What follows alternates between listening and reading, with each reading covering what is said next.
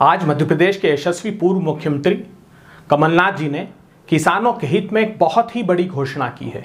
उन्होंने संकल्प लिया है कि उनके पुनः मुख्यमंत्री बनते ही केंद्र की सरकार द्वारा जो किसानों का दमन करने के लिए 3 काले कानून लाए गए हैं, उन्हें यहां पर मध्य प्रदेश में लागू होने से वे रोक देंगे।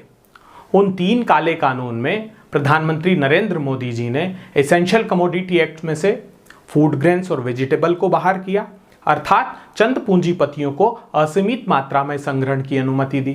मंडियों के बाहर कर व्यवस्था को समाप्त करने का अर्थ था कि मंडियों को नियोजित रूप से खत्म करना।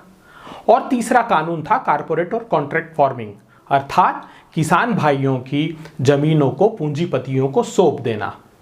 मगर कमलनाथ जी ने संकल्प लिया है कि उनके आते ही इन 3 काले कानूनों पर वो तुरंत रोक लगाएंगे। आप याद कीजिए, नरेंद्र मोदी जी ने इसी प्रकार की धृष्टता की थी 2014 में प्रचंड बहुमत से जीतने के बाद। वो किसानों के भूमि के उचित मुआवजे कानून को एक के बाद एक 3 अध्यादेशों के माध्यम से बदलना चाहते थे, मगर कांग्रेस पार्टी दृढ़ता से किसानों के साथ खड़ी रही और केंद्र की भारतीय जनता पार्टी की सरकार किसानों के साथ ये धृष्टता नहीं कर पाई। मगर प्रधानमंत्री जी ने एक रास्ता फिर भी निकाला।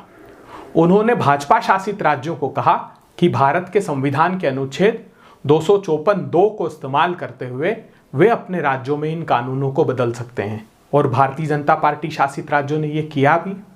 अब कांग्रेस पार्टी भी उसी तरह इन कानूनों में बदलाव करेगी। याद रखिए, नरेंद्र मोदी जी जो ये 3 काले कानून लाए हैं, वो भी भारत के संघीय ढांचे पर प्रहार करते हुए लाए हैं, क्योंकि भारत के संविधान के अनुच्छेद 246 और 7वीं अनुसूची में कृषि और कृषि मंडियां राज्यों का अधिकार है।